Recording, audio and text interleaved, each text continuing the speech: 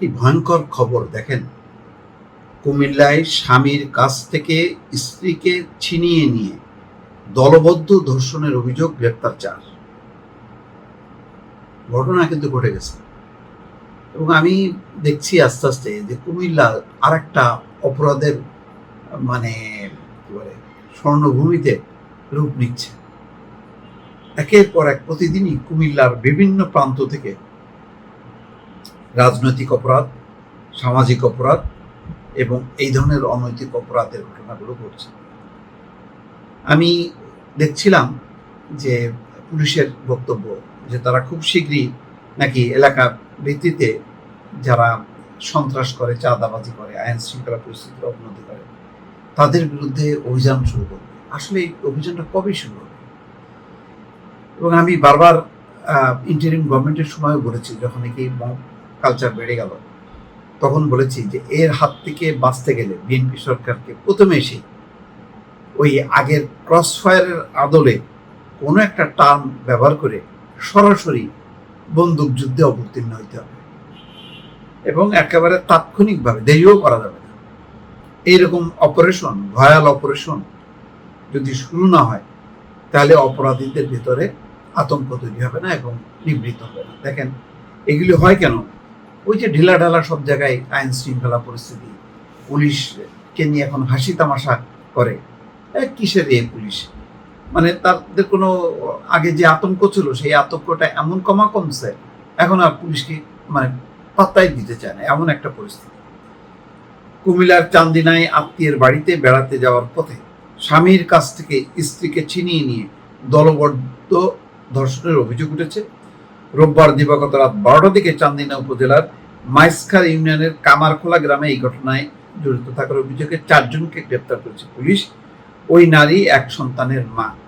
গ্রেপ্তার ব্যক্তিরা হলেন চান্দিনা উপজেলার মাদারপুর গ্রামের কয়েকজন, 4 জন। তারা স্থানীয় লোকজন বলে, পাশের বরুড়া উপজেলা সদরের বাসিন্দা ওই দম্পতি রোববার রাত 9টার দিকে ব্যাটারি চালিত অটোরিকশা করে চান্দিনা উপজেলায় এক আত্মীয়ের বাড়ির উদ্দেশ্যে রওনা দেন।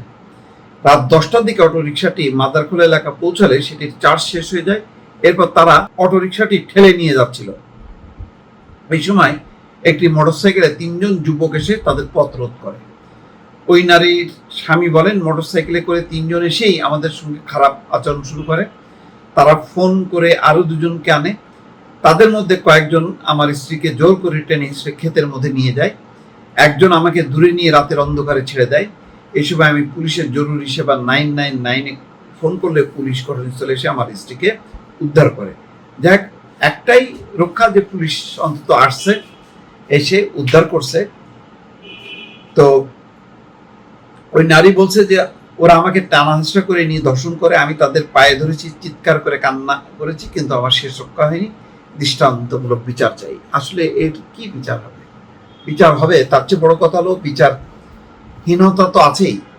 সবচেয়ে বড় কথা হলো এই যে যারা অপরাধগুলো করছে, তাদের মধ্যে ওই ভয়টা ঢোকেনি যে কি ধরনের অপরাধ করতেছে এবং তার পরিণতি কি হবে।